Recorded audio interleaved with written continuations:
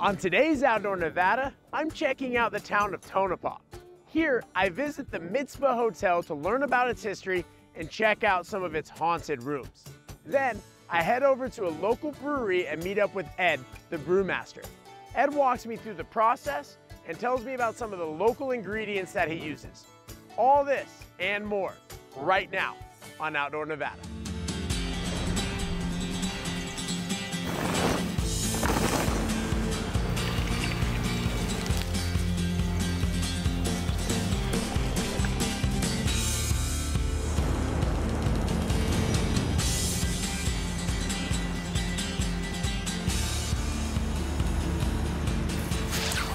I'm Connor Fields, your new host for my favorite show, Outdoor Nevada.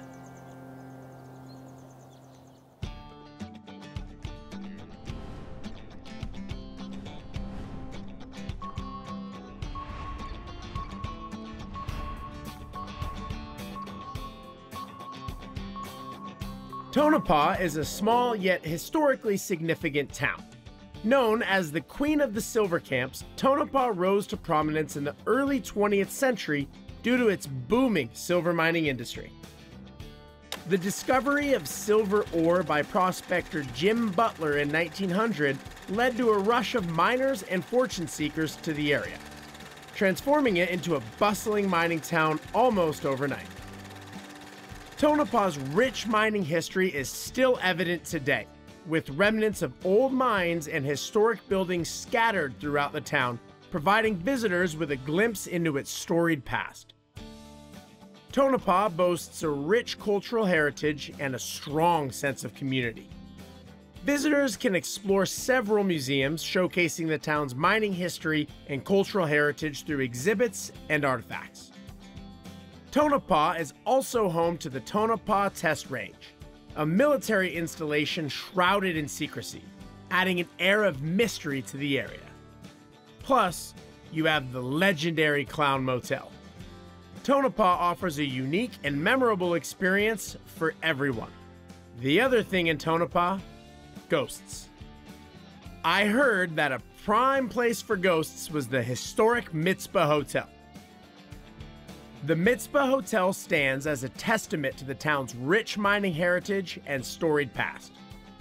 Originally built in 1907, the Mizpah Hotel quickly became a hub for miners, businessmen, and travelers seeking comfort and luxury in the heart of the Nevada desert.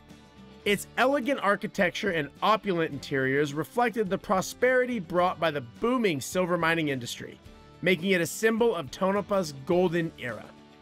The Mizpah continues to welcome guests today, with its timeless charm and rich history. I stopped by for a quick tour, and maybe, just maybe, a ghost.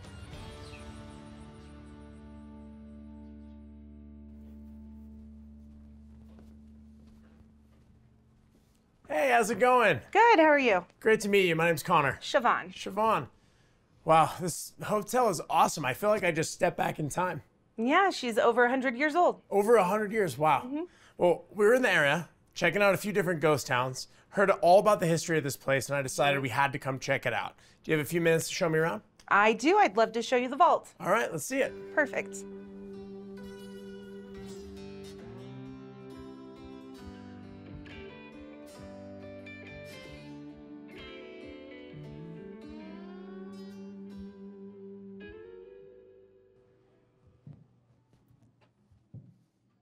Oh, wow.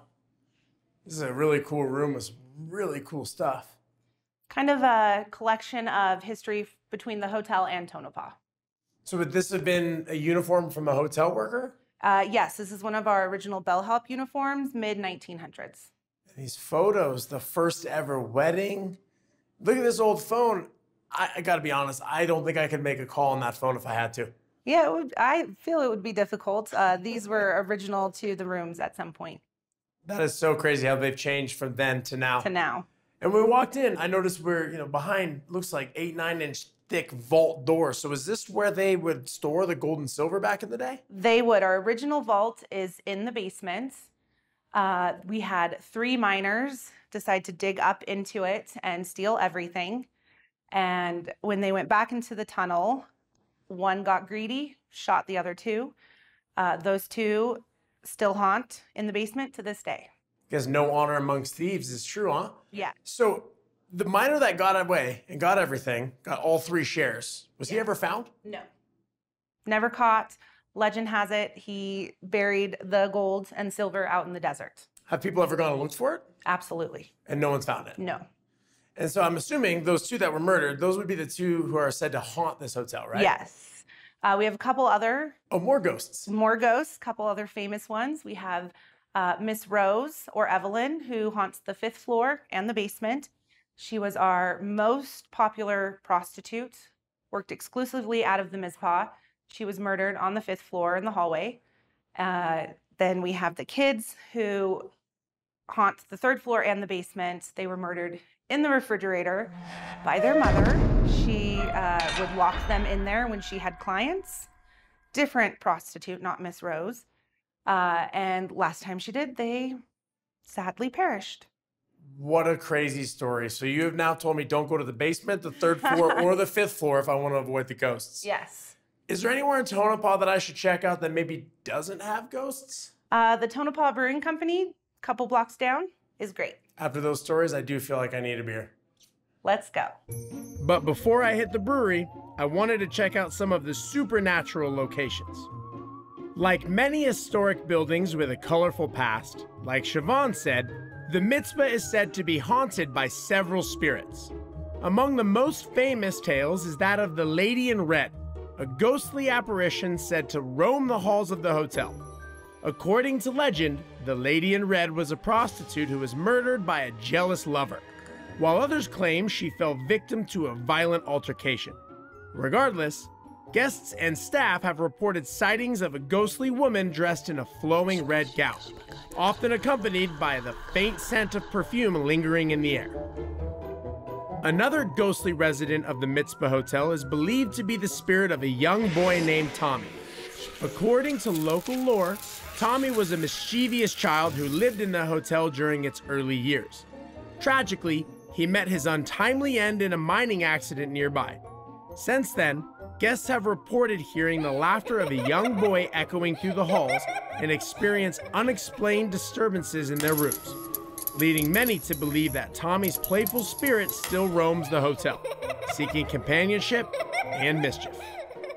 I walked the whole place, from the 5th floor to the 3rd, right down to the basement. Nothing. Not a ghost. Nothing. Next time, maybe I'll stay overnight and see if the ghosts only come out at night.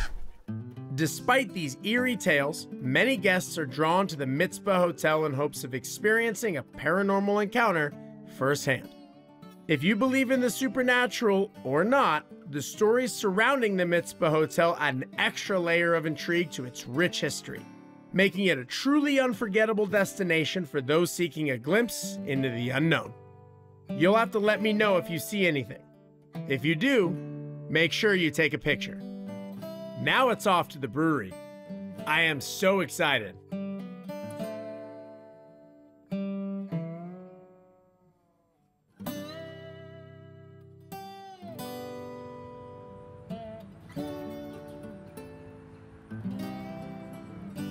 From crisp lagers to bold ales and flavorful stouts, the Tonopah Brewery caters to a diverse range of palates, ensuring there is something to satisfy every beer enthusiast. I met up with Ed, the man behind the magic. Ed, tell me about how you became the head brewer here at Tonopah Brewing Company.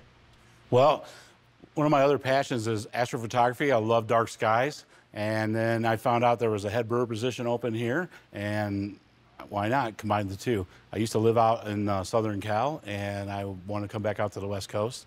I was in Michigan, got tired of the winters, and it just worked out great. Sounds like you're living the dream. You get to make your own beer, you get wonderful night skies, get to hang out in Tonopah. It's a win-win. Yeah, absolutely it is. Yep. So we're sitting here. We've got some different items here. Tell me about what's going on here. Yeah, so I got some grains here I'll show you. This is how the brewing process starts, by selecting the malts. This particular malt right here is a 2-row malt that we use as a base for most of our beers. And then depending on the beer style, we'll use different flavoring malts, like this caramel malt here, or like this roasted barley here. And then again, it just depends on the style and the flavor that we're looking for, how much we're going to mix into it. So if this is the base, yes. Then do you add different amounts, different ratios, different types of things based on what kind of beer you're trying to brew? Absolutely, yeah. Yeah, we have recipes for all the beers that we brew, and it tells us, you know, how much we need to add of certain different malts to get that character that we're looking for that particular beer style. All right, so you've selected your malts, you've got your ratios, you've got your recipe. Yep. Now what do we do? Well, the next thing we do, I'll go up here and I'll show you. All right. I feel like a mad scientist walking up here. Well, this is where all the magic happens, and let me show you. So this is our mash tun. This is where we mix our grain in our hot water, and the hot water activates the enzymes, which start on the starch and converting into sugar. The process takes about an hour, and then when we're done, there's a false bottom in here, and we transfer what is now called wort, which is a sugary water, into the brew kettle over here. And then out of this comes beer. No. Out of this comes wort that's been bittered with hops. So what we do is we bring that wort to a boil. Depending on our recipe, then we add hops. And I got a sample here. We use hop pellets. These are Cascade pellets. And then our recipe will tell us when to add them in during the boil. And then once the boil is finished, we transfer it through a chiller, which drops it down from just under boiling to about 68 degrees or 50, depending if we're doing a lager or an ale. And then we transfer it over here to one of the fermenters. So start to finish, from the selection of the materials through this process, how long does it take to brew beer? It's about an 8-hour day to do the whole brewing. So are you telling me that I have to wait 8 hours to have a beer with you? Well, actually, you got to wait longer, but I do have some ready right now if you want to try it. Let's go get some. All right, let's go.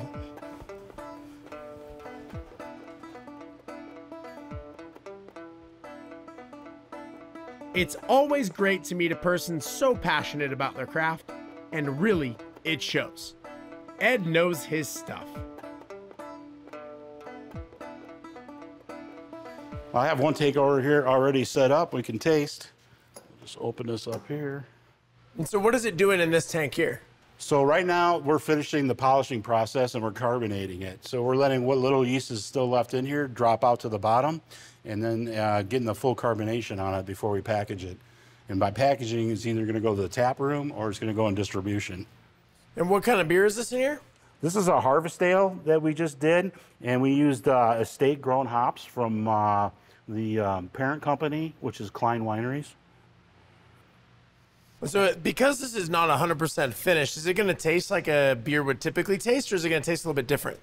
Well, it's going to be pretty close. We have about another week of aging on here so that it gets the full carb. So it's going to have a little light carbonation to it.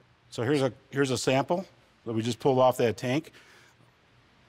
Is it going to taste like a finished product, or is it going to be a little bit different? It's going to be pretty close. It's going to sit in here for like another week to get full carbonation, but this is about as fresh as you're ever going to get the beer. If you bring it up, you can really smell the hops. Oh, it's like hits you right in the face. Yeah, they're very prominent.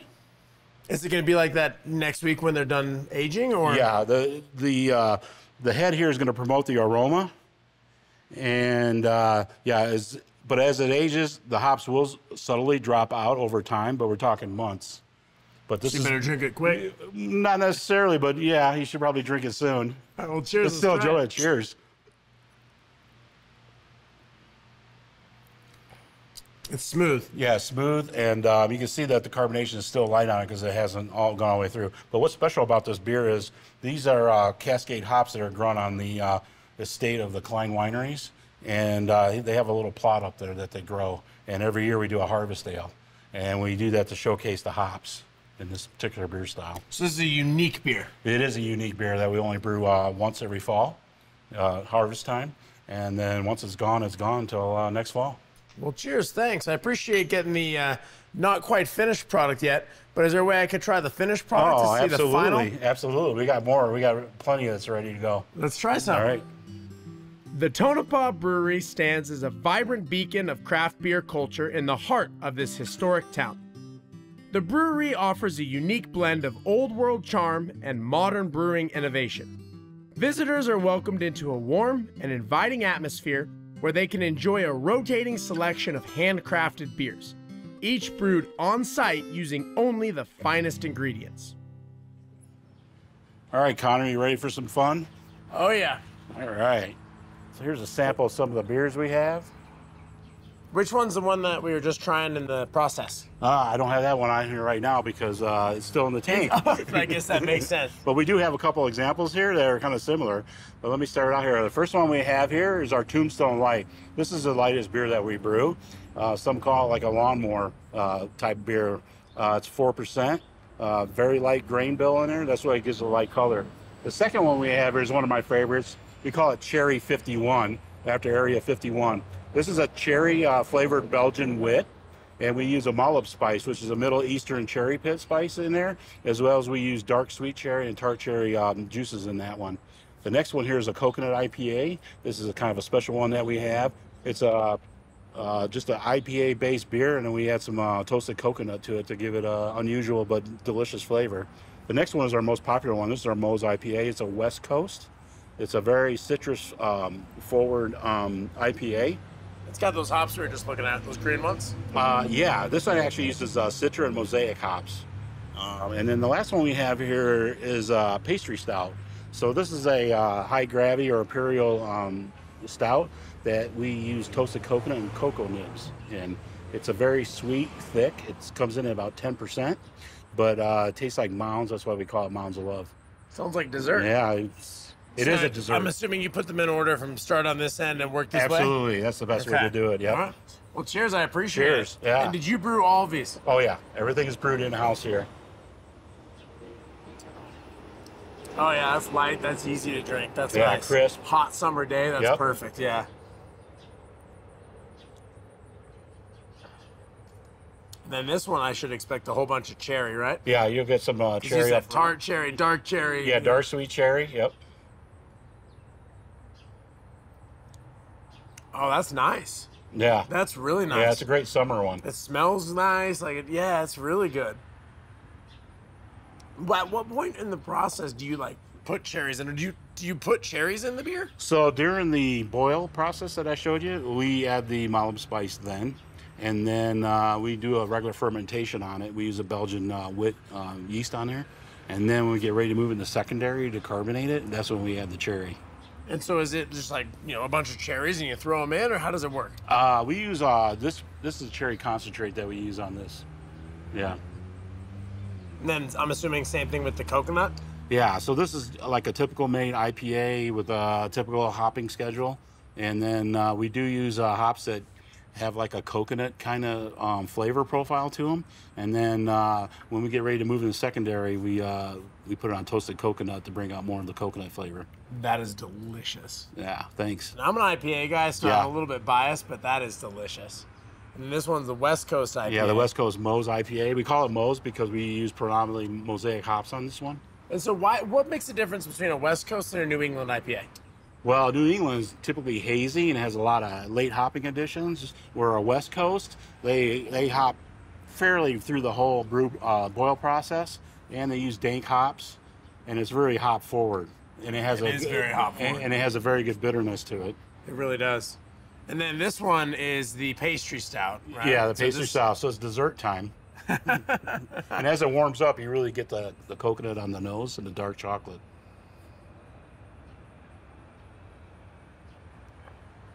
Oh, that is nice. Yeah. Yeah, it's sweet, but not overpowering. Right. It doesn't feel heavy. It goes down easy. Right. Yeah, you could have a full beer and not feel, bloated. Right, exactly. Yeah. Yeah. And it's 10%, and you don't really get the... Okay, careful now. 10%? Yeah. Oh, man. Yeah. Which of these is your favorite to brew, or do you like them all kind of equally? Well, that's like asking me which is my favorite kid. Well, everyone's got a favorite.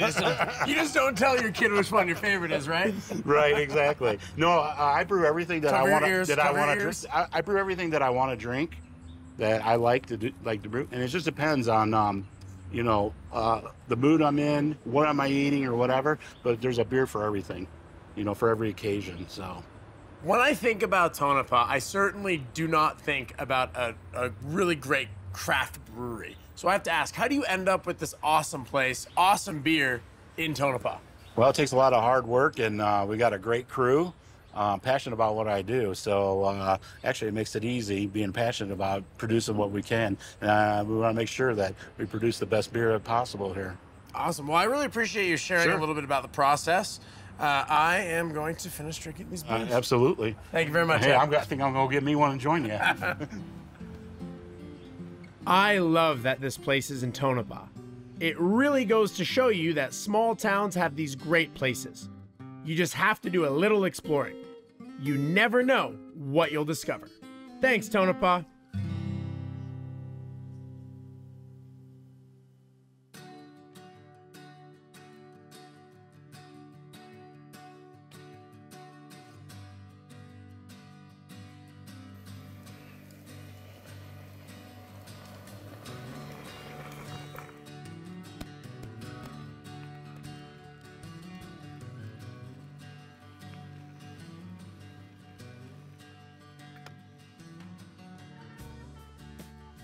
Anytime you're going to be mountain biking, it's important to remember the basics. Always give your bike a once-over, making sure everything is tight and in good mechanical order. Always wear your helmet and have your protective gear, and always be sure to let someone know where you're going if you're going to be riding alone. But if you're going to be riding new trails in a new area, there's a few additional things that you can do to give yourself the best experience. It's a good idea to go online, check out some of the apps, some websites, and research the trails you're going to be riding. But ultimately, the best thing you can do is talk to a local. Mountain biking is a great community of people. Everyone's always eager to share and help let you know what the best trails around are. And ultimately, if you are going to be riding by yourself, take the trail slow your first time. You don't know what's coming. You don't want to go around a blind corner and see something that you don't expect. Stay safe, but ultimately, have fun. Traveling around our state has been an amazing adventure. I saw some incredible places, met lots of amazing people, and did things I never thought that I would do. Whether it was visiting Jarbidge, the most remote town in the lower 48, and seeing all of its beauty, mountain biking in some incredible places all around the state, Kingston, Ely, Sloan Canyon, or working with all of the government and state agencies and seeing all of the hard work that goes in to keeping our unique state so beautiful, it's been an incredible adventure. I love exploring Nevada. I really hope you'll get out here and do your own exploring.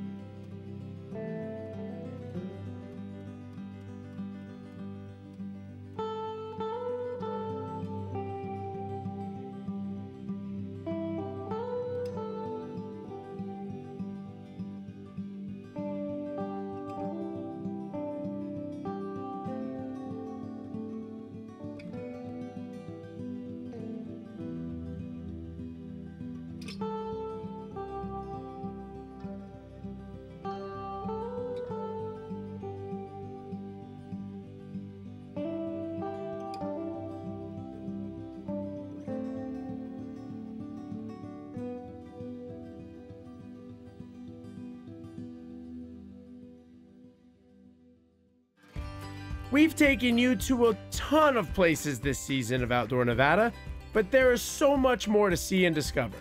That's why we partnered with Nevada Public Radio's Desert Companion to create extended guides of each of the places we traveled to.